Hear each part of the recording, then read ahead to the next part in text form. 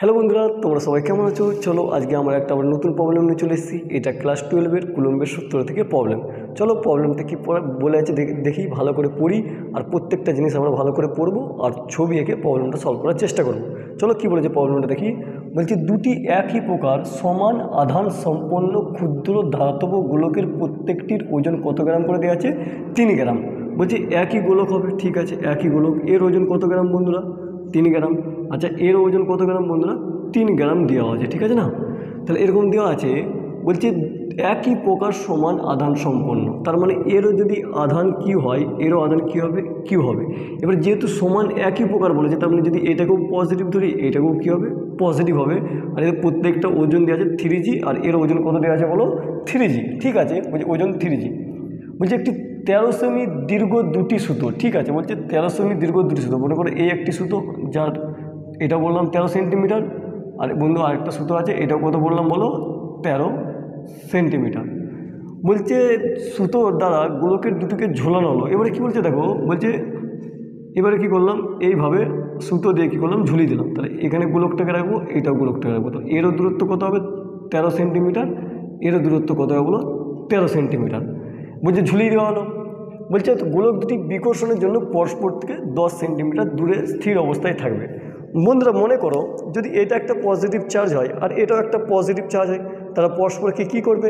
বিকর্ষণ করবে। তো সিমিলারলি দেখো, এই যে আমি গোলক দুটো নিয়েছি, এটাকেও পজিটিভ ধরে নিয়েছি, এটাকেও পজিটিভ ধরে নিয়েছি, তাহলে এই গোলক দুটো পরস্পরকে কী করবে?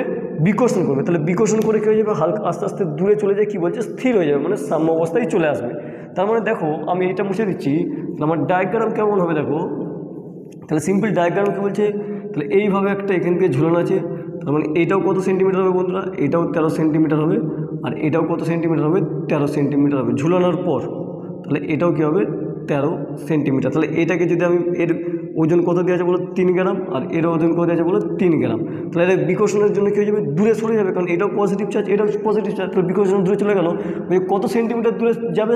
10 সেন্টিমিটার। তাহলে এখান থেকে যে এই যে দূরত্ব হবে, এটা কয় সেন্টিমিটার হবে বন্ধুরা? 10 সেন্টিমিটার। কত সেন্টিমিটার বলো? 10 সেন্টিমিটার আমার কী হয়ে যাবে? দূরত্ব হয়ে যাবে, ঠিক আছে। এতটা পর্যন্ত কোনো প্রবলেম নেই। দিয়ে কী বলছে দেখো, বলছে প্রতিটি গোলকের আধানের মান এবং সুতোর টান নির্ণয় করো। তাহলে এই যে আমার যে গোলকের যে আধান, মানে এই যে এটাকে আমি কিউ ধরেছিলাম, এই কিউ এর আর এর কিউ, মানে এই কিউ এর ভ্যালু কি বার করতে হবে। এবার টান বলতে কী বুঝো? মনে করো একটা বস্তু আছে আর এর ভর বললাম এম, তাহলে এর ওজন নিচের দিকে কত কেয়া করবে বলো? এমজি কেয়া করবে। আচ্ছা এই ওজন কোন দিকে করছে? নিচের দিকে। তাহলে এই ওজনের জন্য এই বস্তুটা কোন দিকে পড়ার চেষ্টা করবে? নিচের দিকে, বাট পড়তে পারছে না। কেন পড়তে পারছে না? তাহলে দড়ি কী করেছে বলো? উপর দিকে নিশ্চয়ই টেনে রেখেছে। তাহলে এইটা হচ্ছে দড়ির টেনশন টি। সিমিলারলি দেখো এই দড়িটা এটাকে ঝুলানো আছে, তাহলে এই উপর দিকে একটা দড়ির টেনশন কী কেয়া করবে বলো? টি কেয়া করবে। সিমিলারলি এদিকেও একটা দড়ির টেনশন কত কেয়া করবে বলো? টি কেয়া করবে।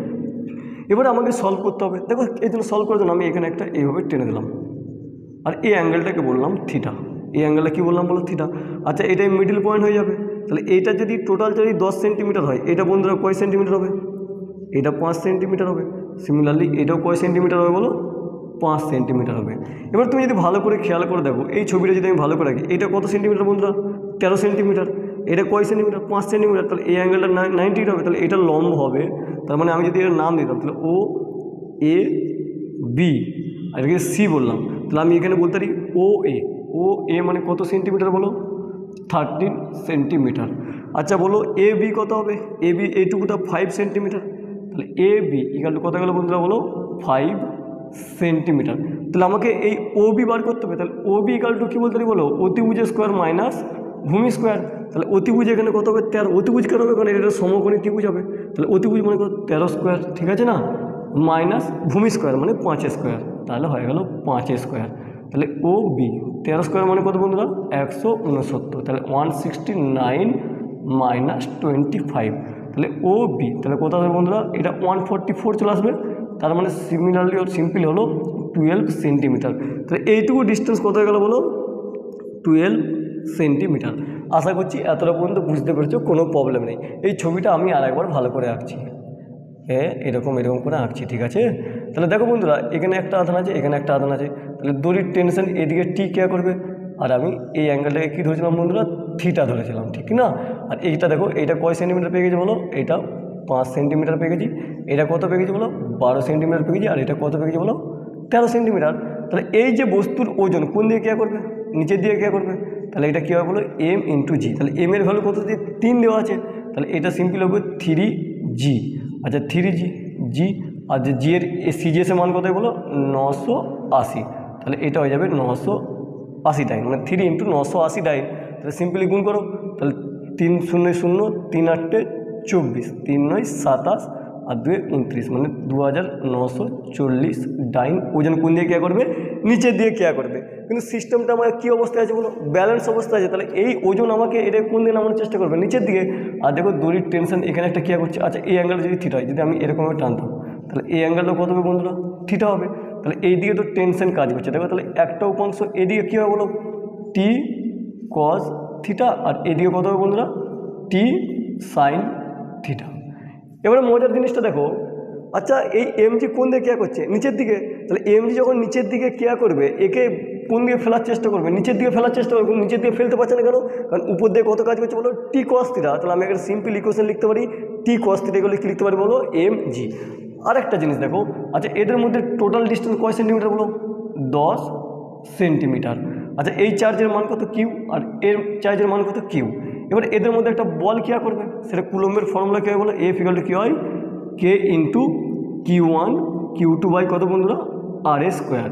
দেখো Q1 আর Q2কে কিউ ধরেছি, আর কে সিজিএসে কত হয়ে যায় 1 হয়ে যায়, কারণ ক্যালকুলেশন কী করছি সিজিএসে করছি। তাহলে কে ইকুয়াল টু 1 হয়ে যাবে যদি আমি বসাই। তাহলে এফ ইকুয়াল টু সিম্পলি কী হবে বলো Q square by R square. আর মানে কত টোটাল ডিস্টেন্স, নট এটা, কারণ এই চার্জটা এইটা আর এইটা, এই ডিস্টেন্স কত 10 সেন্টিমিটার। তাহলে এখানে কত বস করবে বন্ধুরা 10 স্কোয়ার। এবারে দেখো তাহলে এই বিকর্ষণের জন্য ওকে এদিকে ঠেলবে। আচ্ছা যেহেতু সিস্টেমটা ব্যালেন্স আছে, মানে নেট ফোর্স কত হতে হবে 0 হতে হবে। তাহলে এফ যদি ওকে এদিকে ঠেলে, তাহলে নিশ্চয়ই এদিকে একটা বল ক্রিয়া করতে হবে, তবেই ব্যালেন্স থাকবে। কারণ টি কস্টটা কোন দিকে ক্রিয়া করছে উপর দিকে, আর এমজি কোন দিকে ক্রিয়া করছে নিচের দিকে। তাহলে টি কস্টটা তো আর এমজি তো ব্যালেন্স হয়ে যাবে, বাট এফ কোন দিকে কাজ করছে বাইরের দিকে। তাহলে একে ব্যালেন্স করার জন্য ভিতর দিকে একটা দেখো দড়ির টেনশনের পার্ট কী কাজ করছে টি সাইন থিটা। তাহলে আমি এখানে যে একটা ইকুয়েশন লিখতে পারতাম সিম্পলি, কী লিখতাম বন্ধুরা টি সাইন থিটা এগুলো কী লিখতে পারতাম বলো এফ। আশা করছি বুঝতে পেরেছো। তাহলে আমাকে কী করতে হবে, আমি এই একটা ইকুয়েশন পেলাম, বলো এটাকে 2 নম্বর ইকুয়েশন দিয়ে দাও।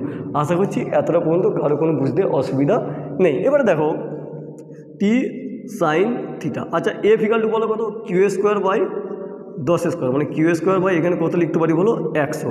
তাহলে Q square equal to answer এখানে কী আসবে বলো 100 ইন্টু টি সাইন থিটা। ঠিক আছে, আর একটু ক্যালকুলেশন করো। আচ্ছা কিউ স্কোয়ার, আচ্ছা 100 ইন্টু টি। আচ্ছা সাইন থিটা মানে কি বলো, দেখো যদি এইটা যদি থিটা হয়, তাহলে এইটা লম্ব হবে, আর এটা কি হবে অতি হবে। তাহলে লম্ব কত হবে বলো 5 হবে, আর অতি কত হবে 13 হবে। তাহলে সিম্পলি সাইন থিটা করলে কত লিখতে হবে বলো 5/13। তাহলে আমাকে আধানের মান বার করতে বলেছিল। তাহলে আধানের মান বার করতে গেলে আমার টি কে আছে বলো আননোন আছে, তাহলে টিকে খুঁজে বার করতে হবে।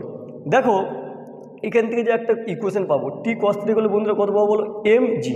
তাহলে এখানে যদি আমি একটা ইকুয়েশন লিখতাম টি কস থিটা এখানে কত পেতাম বন্ধুরা এম ইন্টু জি। আচ্ছা দেখো টি, আচ্ছা কস থিটা মানে কি ভূমি বাই অতি। তাহলে এইটা আমার ভূমি হয়ে যাবে মানে 12, আর অতি মানে কত হবে 13, তাহলে মানে 12/13। আচ্ছা এম মানে 3, আর জি মানে বন্ধুরা কত বলো 980। তাহলে এখান থেকে যদি আমি ক্যালকুলেশন করতাম সিম্পলি, তাহলে টি ইকুয়াল কত পেতাম বলো 3 ইন্টু 980 ইন্টু 13 ডিভাইড বাই কত বলো 12 ডাইন। তাহলে এখান থেকে আমি কাকে পেয়ে গেলাম বলো টিকে পেয়ে গেলাম। তাহলে টি এর ভ্যালু আমাকে একটা টেনশনের ভ্যালু বার করতে বলছিল, এটা তুমি ক্যালকুলেটরে গুণ করে দেখে নেবে যে কত অ্যান্সার আসছে। তাহলে এখান থেকে টি এর ভ্যালু পেয়ে গেলাম। এবার আমাকে দেখো তাহলে আমার দড়ি এই যে সুতোর টান, তাহলে সুতোর টান বেরিয়ে গেল। এবার কাকে বার করতে বলছিল আধানকে। তাহলে এখানে টি আননোন ছিল, তাহলে টি এর ভ্যালু কী করবো আমি এখানে বস করে দেবো। তাহলে Q square equal to 100 into T এর মান কত বলো 3 ইন্টু 980 ইন্টু 13 ডিভাইড বাই 12, আর এটা কত হবে বলো 5/13। তাহলে এবারে দেখো এই 13 কী হয়ে যাবে বলো কেটে যাবে, আর এটা কত যাবে 3 4 12, আর এটা কত যাবে বলো 4 25 100। হ্যাঁ তাহলে 3 4 12, এই 13 কেটে গেল। তাহলে এটা করতে কত পড়ে বলো, তাহলে কিউ স্কোয়ার ইকুয়াল পড়ে থাকবে 5 25 কত হবে বলো 125 ইন্টু বন্ধুরা কত হবে বলো 980। তাহলে এখান থেকে আমি সিম্পলি কী বলতে পারি বলো কিউ ইকুয়াল টু কী বলতে পারি রুট 125 ইন্টু 980 ইএসইউ মানে ইলেকট্রোস্ট্যাটিক ইউনিট। আশা করছি প্রবলেমটা বুঝতে পেরেছো।